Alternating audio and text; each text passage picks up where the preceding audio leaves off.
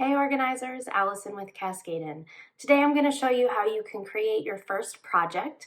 And a project in Cascadin is a collection of tasks and to-dos that are related to one another.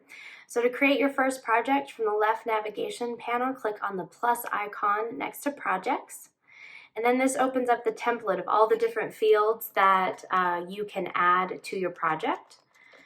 For requirements, the only thing you need to actually add to create a project is the name. Everything else is optional, but you have things like a description where you can add more detail, give it a priority, give it a deadline, even set reminders around the deadline of this project. On the right, you'll also see optional elements that you can toggle on or off. So those include discussion, notes, quick to-dos, and external links.